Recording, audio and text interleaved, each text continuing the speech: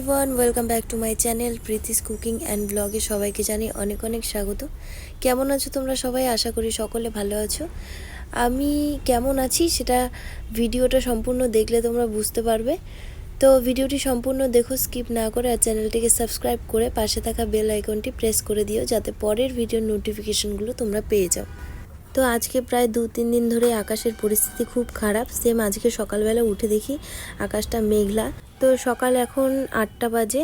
আমি আর আমার দিদা শাশুড়ি, উনি হচ্ছেন আমার দিদা শাশুড়ি, আজকে 8 দিন হলো আমাদের বাড়িতেই উনি। তো আমরা দুজন চা খাচ্ছি আর ও এখনও ঘুম থেকে ওঠেনি। কিছুদিন ধরে আমি নতুন কোনো ভিডিও আপলোড করতে পারছি না, কারণ আজকে 8 দিন হলো আমার জ্যাঠা শ্বশুর মারা গেছেন। অসুস্থ ছিল উনি, 7-8 বছর ধরে বিছানায় শয্যাশায়ী ছিল।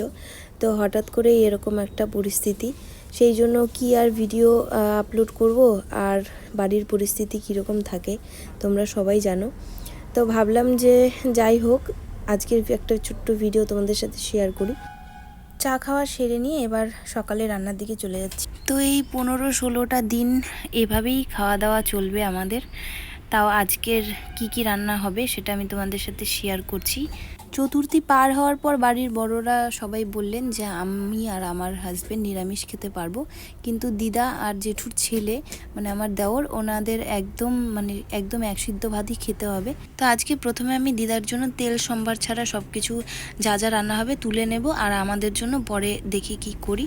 তো প্রথমে আমি মুগ ডাল সিদ্ধ এখানে বসিয়ে দিলাম, এরপর ভাতটাও বসিয়ে দিয়েছি, সেটা হতে থাক, আর আমি এদিকে সবজিগুলোও কেটে ধুয়ে রেডি করে নেব। এইবার যে বাজার থেকে মুগ ডালটা নিয়ে এসেছে, সেটা যখন আমি রান্নার আগে ধুচ্ছি তখন একদম হলুদ জল বেরোচ্ছে, মানে মনে হচ্ছে ডালটা একদম কালার করা। তো জানি না এটা খাওয়াটা ঠিক হচ্ছে কি না, তবুও যত তাড়াতাড়ি সম্ভব শেষ করার চেষ্টা করছি, ফেলে তো আর দেওয়া যাবে না। এদিকে 2 দিন ধরে বেশ ভালোই ঠান্ডা ঠান্ডা ওয়েদারটা, মানে সোয়েটার তো সব আমি ঢুকিয়ে দিয়েছি, যা গরম জামা কাপড় ছিল সব আমি ভেতরে রেখে দিয়েছি। এখন ওগুলো আমি বেরও করতে পারবো না, কারণ এত ধোয়া কাচার জন্য জামা কাপড় বাইরেই, তারপরে যদি আমি ওই ভেতর থেকে কোনো কিছু বের করতে চাই গরম জামা কাপড়, তাহলে আমাকে আবার সেগুলো ধুতে হবে। সেই জন্য এই টাওয়েল চাদর যেগুলো বাইরে আছে এগুলো দিয়েই মানে এই কটা দিন কাটাবো ভাবছি।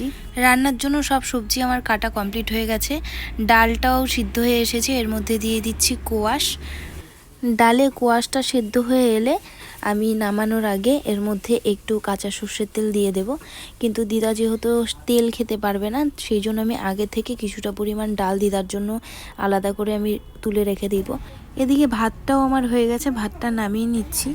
এরপর একটু সব রকম সবজি আমি সেদ্ধ করে এটাকে সেদ্ধ মাখা করে রাখবো, যাতে সকালে আর দুপুরে দিদা অন্তত খেতে পারে, কারণ আমাদের জন্য আমরা সোমবার দিয়ে একটা কিছু না কিছু তো রান্না করবই।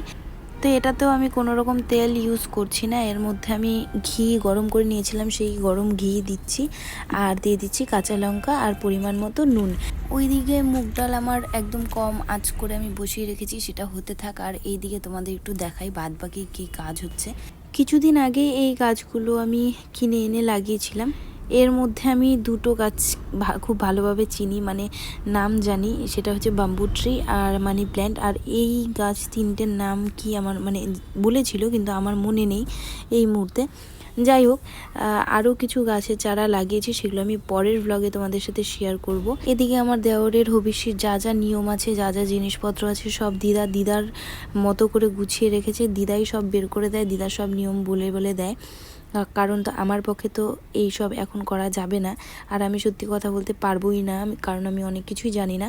তো দিদাই ওকে ফল এগিয়ে দিচ্ছে, ওর যা যা লাগে স্নানের পরে। এই কটা দিন যদি দিদা না থাকতো তাহলে ভীষণ অসুবিধা হতো, কারণ বাড়িতে একজন মহিলা মানে বয়স্ক মানুষ থাকা খুব জরুরি এই নিয়মকানুনগুলো বলে দেওয়ার জন্যে।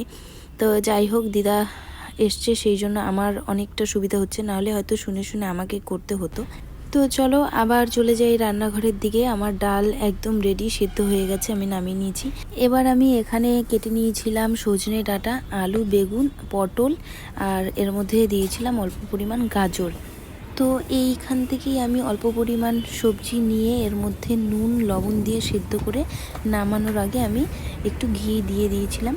সেটা দিদার জন্য করেছি, দিদা বলল ডাল খাবে না, তো দিদাকে আমি সেই সবজিটা দিয়ে একটু ভাত দিয়ে দিলাম, দিদা খেয়ে নিল। আর বাদ বাকি যে সবজিটা আমি রেখেছিলাম সেটা আমি একটু সর্ষে আর পোস্ত দিয়ে করে নেব। তো কড়াইয়ে সামান্য পরিমাণ তেল দিয়ে এর মধ্যে কালো জিরা দিয়েছি ফোড়নে। এরপর আমি কেটে রাখা সবজিগুলো এর মধ্যে দিয়ে কম আঁচ করে সেদ্ধ হওয়ার জন্য বসিয়ে দেবো। আর এদিকে সর্ষে পোস্ত আর কাঁচা লঙ্কা আমি বেটে নিচ্ছি। সব সবজি হালকা সিদ্ধ হয়ে যাওয়ার পর এর মধ্যে দিয়ে দিচ্ছি সামান্য পরিমাণ জিরে গুঁড়ো। আবার একটু ভাজা ভাজা করে নিয়ে নেড়ে নিয়ে আমি এর মধ্যে দিয়ে দেব পোস্ত আর সর্ষে বাটাটা। এরপর একটু চিনি অ্যাড করে আমি নামিয়ে নেব। সর্ষে আর পোস্তটা আমি বেশিক্ষণ ভাজবো না, নাহলে সবজিটাতে একটু তেতো তেতো ভাব চলে আসবে। তো আজকের রান্না আমি এতটুকুই করে নিলাম। এরপর দিদার জন্য প্রত্যেক দিন এখন দুধ আনা হয়। দুধটা আমি খুব একটা ভালো লাগে না, তবে মাঝে মধ্যে খাই, কিন্তু দিদা আসার জন্য প্রত্যেক দিনই দুধ আনা হচ্ছে। দেখো কালকে দিদা খাওয়ার পর অতটুকুই দুধ বাকি ছিল। এর মধ্যে আজকে দুধটা দিয়ে আমি দুধটা ফুটিয়ে নেব।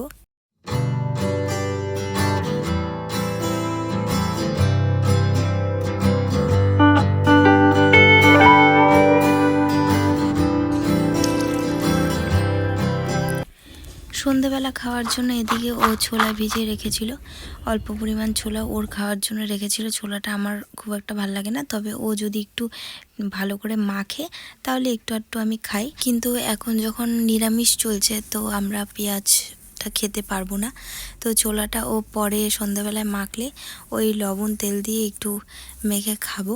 আর এদিকে একটা পেঁপে কেটেছিলাম সবজিতে, মানে রান্না করার সময় সবজিতেই দিয়ে দেব, কিন্তু কেটে দেখি যে সেটা অর্ধেক প্রায় পাকা হয়ে গেছে। তো ওই জন্য প্যাকেটে ঢুকিয়ে রেখে দিলাম। কাল পরশু আরেকটু ভালোভাবে এটা মজে গেলে তারপর খাবো কাঁচায়।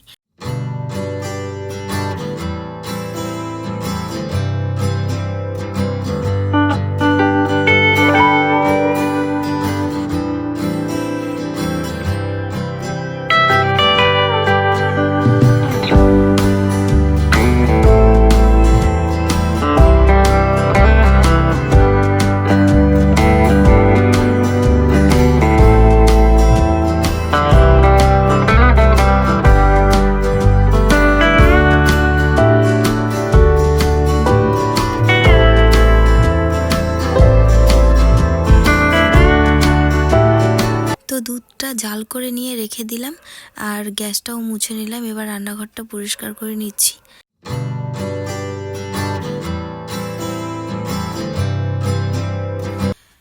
তো এরপর কিছু বাসন ছিল সেটাও আমি ধুয়ে পরিষ্কার করে নিলাম। এখন কাজের চাপটাও খুব কম, ধোয়া কাচা বলতে কিছু নেই, কারণ সাবান সার্ফ কিছু ইউজ করতে পারবো না এই কয়দিন। তো একটু ফ্রেশ হয়ে নিয়ে ঘরে এসে দেখলাম দিদা ওই টুকুর টুকুর করে সুপারিগুলো সব কাটছে। ঘর একদম ঝেড়ে ঠেড়ে পরিষ্কার করে রেখে দিয়েছে, কারণ আমি সকাল থেকে ঘরটা ওইভাবে গোছাতে পারিনি। এমনিতে বেচারি কোমর নিয়ে উঠতে চলতে খুব অসুবিধা ওনার, তার মধ্যে আবার কষ্ট, কারণ আমি এখন খুব একটা বেশি কাজ করতে পারি না, একটু প্রবলেমই হয়। তো আমিও সেইভাবে না বলি না, যতটুকু পারে উনি করে, আর রান্নাবাড়ির দিকটা আমি একটু দেখি। তো যাই হোক, এই কটা দিন এভাবেই কাটাচ্ছি। আজকে ছোট একটা ভিডিও তোমাদের সাথে শেয়ার করলাম। তো আজকের ব্লগটা এখানেই শেষ করছি, দেখা হবে নেক্সট ব্লগে। সামনে হোলি, সবাইকে অনেক অনেক অগ্রিম হোলির শুভেচ্ছা। সবাই সুস্থ মতো হোলি মানো, এনজয় করো। দেখা হবে নেক্সট ব্লগে।